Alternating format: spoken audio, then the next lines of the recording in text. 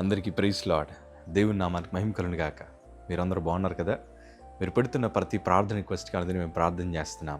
మా ఆశ అంతా ఒకటే, ఎక్కడైతే మీరు కన్నీరు కార్చారో, ఎక్కడైతే గుండెలు పగిలేలాగా ఏడ్చారో, ఎక్కడైతే చేతులు చాపి సహాయం కోసం ఎదురు చూశారో, అదే స్థలాల్లో నా ప్రభు మీ అందరిని హెచ్చించబోతున్నారు. God bless you all. ఈరోజు మనందరి జీవితంలో చాలామంది అవమానాల మధ్య నడుస్తూ ఉన్నారు. ఈ అవమానాల మధ్యన మనం వెళ్తున్నప్పుడు మన హృదయంలో అనిపిస్తూ ఉంటుంది, ప్రభు నన్ను విడిచిపెట్టేశారేమో, ఆయన నా ప్రార్థన వినట్లేదేమో, నా సొంత వారి నన్ను గాయపరుస్తుంటే ప్రభు అలా చూస్తూ ఎందుకు ఉండిపోతున్నారు, లేకపోతే నా శత్రువులందరూ నన్ను గాయపరుస్తుంటే నా ప్రభు చూసి అలా ఎందుకు ఉండిపోతున్నారని చాలాసార్లు మనం ప్రభుని ప్రశ్న అడుగుతూ ఉంటాం.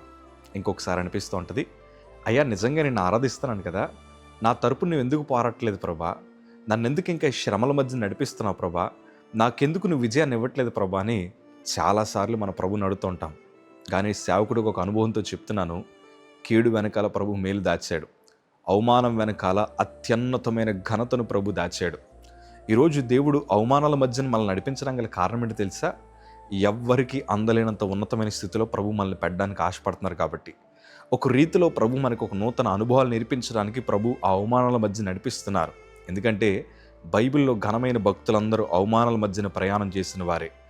దేవుని వాక్యం ఈ మాట రాయబడింది. ఆదికాండము 41 మాట మనం చదవగలిగితే, తరువాత అతడు నాకు బాధ కలిగిన దేశం ముందు దేవుడు నన్ను అభివృద్ధి పొందించనని చెప్పి 2వ వానికి ఎఫ్రాయిము అని పేరు పెట్టెను.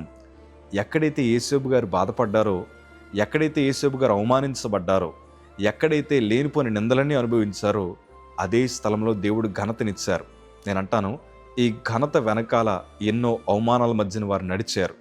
ఈ ఆశీర్వాదం వెనకాల ఎన్నో నిందల మధ్యన వారు నడిచారు. అంటే కీడు వెనకాల దేవుడు దాచుంచిన మేలు అత్యున్నతమైనది, అవమానం వెనకాల దేవుడు దాచుంచిన ఘనత, పేరు ప్రఖ్యాతులు చాలా ఉన్నతమైనవి. ఈరోజు నువ్వు అవమానించబడుతున్నావు అంటే ఒకటి ఆలోచించు, దీని వెనకాల ప్రభు నన్ను కనపరుస్తాడు. ఈరోజు చాలామంది శత్రువులు మనల్ని చూసి ఎగతాళి చేస్తున్నారు కదా, నువ్వు అస్సలు తలదించుకొద్దు. నువ్వు తలెత్తి ప్రభు సన్నిధిలో ప్రార్థన చేసి యథార్థవంతురాలుగా జీవించడం ప్రారంభించు. ఎక్కడైతే అవమానించబడ్డావు అదే స్థలాల్లో నా ప్రభు మిమ్మల్ని హెచ్చించబోతున్నారు. ఆఫీసులో నేను అవమానించారా? కంగారు పడద్దు. అవమానం వెనకాల నా ప్రభు నీ కోసం ఘనతను దాచించాడు.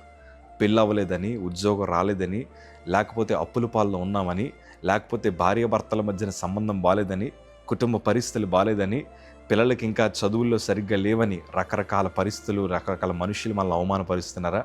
కంగారు పడద్దు. అవమానం వెనకాల దేవుడు ఘనతను దాచించాడు. ఈరోజు మా ఇంట్లో నేను అందరికంటే ఒకప్పుడు ఎన్నిక లేని వాడిగా బ్రతికాను. కొంతమంది వచ్చి నన్ను అవమానించారు, ఫంక్షన్లో బాధ పెట్టారు, హృదయాన్ని గాయపరిచారు. కానీ మా తల్లి నా భుజం తట్టి ధైర్యం చెప్పి ఒకే మాట అంది, ప్రభు దృష్టిలో ఏ రీతిలో ఉన్నామన్నది ప్రాముఖ్యమయ్యా, నువ్వు ప్రభు మీద ఆధారపడి జీవించు, దేవుడి నిన్ను కనపరుస్తానన్నారు. ఇవాళ నేను ఎంత సంతోషంగా ఉన్నానంటే, ఎక్కడైతే తలదించుకున్నానో అక్కడే ప్రభు నన్ను, నా కుటుంబాన్ని హెచ్చించడం ప్రారంభించారు. నేను అంటాను, అవమానం వెనకాల ఘనత దాచుంచిన దేవుడు. బాధపడద్దు, నిరుత్సాహపడద్దు, కృంగిపోవద్దు, నిలబడు, ప్రభు సంద విజ్ఞాపన చేయి. దేవుడు గొప్ప విజయాలు నీకు ఇస్తారు. God bless you.